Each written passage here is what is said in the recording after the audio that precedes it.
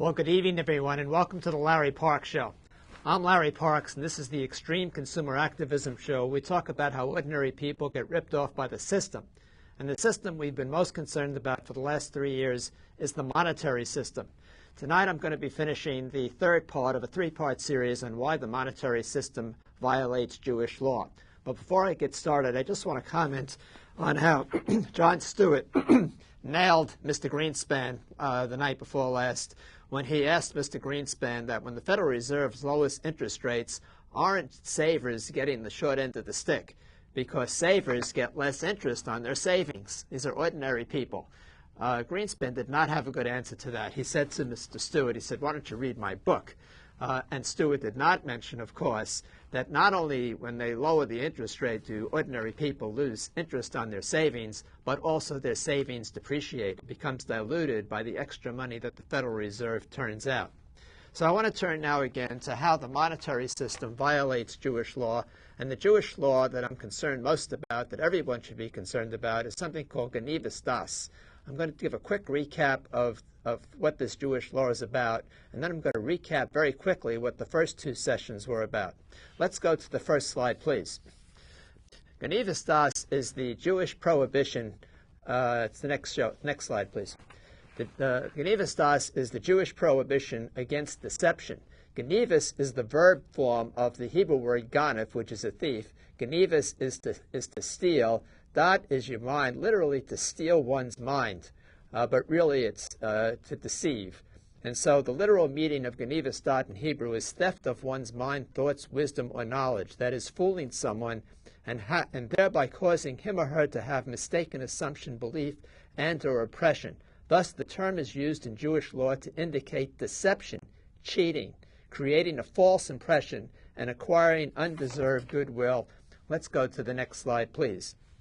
But this concept, the next slide, please. But this concept of Genivas Das goes beyond lying.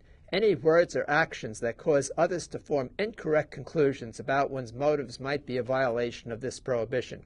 One does not have the right to diminish the ability of another person, Jew or Gentile, to make a fair and honest evaluation, whether in business or interpersonal relationships. Go to the next slide, please. This prescription against Genivas Das is included in the transgression, thou shalt not steal. So in other words, stealing someone's knowledge or deceiving someone, it's part of the Ten Commandments. And Torah explicitly states, distance yourself from false matter. And finally, the last slide, please. The sages believe that there are 7 types of these, and of these, the most egregious is the one who steals the minds of the people. In other words, to deceive people at large, that is the worst crime of all. And finally, the next slide, please. This is not a minor prohibition, and the sages thought, and says Absalom, the son of King David, deserved death for violating the Torah law against Genivas Das. And by the way, this comes from a terrific essay on the internet by Hershey Friedman. Come back to me, please. So what I talked about in the first two sessions of this, first I spoke about how the money that we use deceives people into thinking that the founders endorsed it, when in fact all of the founders spoke against paper money. Thomas Jefferson, George Washington, Alexander Hamilton, John Adams, Thomas Paine, and others.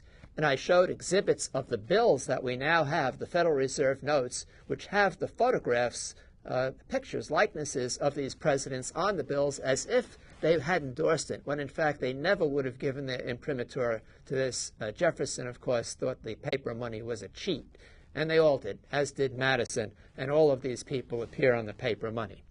Then I spoke about the misrepresentations on the paper money itself, the fact that they're called notes. They are not notes. In order to be notes, you need a payee and a due date. And it used to be that the notes, the payee was the bearer and the due date was on demand, but that was taken off. But they're still called notes. And that is an out-and-out misrepresentation, violation of Jewish law. And then I spoke about how the monetary system violates the provisions in the Constitution, which does not allow for paper money. And as a matter of fact, the Constitution only gives the general government the power to coin money. And this was the understanding of the founders. Let's go to the next slide, please. And tonight I'm going to be talking about misrepresentation by banks and non-disclosure of material information. Misrepresentation by banks and non-disclosure of material information. Come back to me, please. So part of the prohibition against misrepresentation, the Genevas Das Commandment, is that you're not allowed to leave people with the wrong impression. And particularly, you're supposed to do full disclosure. Now, we have in the United States, in the securities field, for example, there's something in the Securities and Exchange Regulation called the 10b-5 rule. And the 10b-5 rule says that you have to do full disclosure. So when you sell stocks to the public, if you leave important information out, you are violating the 10b-5 rule, and it is a felony, and you can go to jail. In states like California, when they sell you real estate, if that real estate is in an earthquake zone, you have to disclose to the potential buyer. You cannot say everybody knows that California is an earthquake zone. You have to disclose to people that it's in an earthquake zone. In the field of the monetary system, however, as you'll see momentarily, very material information is not disclosed, and people are wildly, they just don't know, and which is one of the reasons why the people who produce the irredeemable paper ticket money, which is not the government. People think the government produces all our money, when in fact it's all produced by the banking system. These people are violating Jewish law. Let's go to the next slide, please. So first I want to talk about misrepresentations by banks.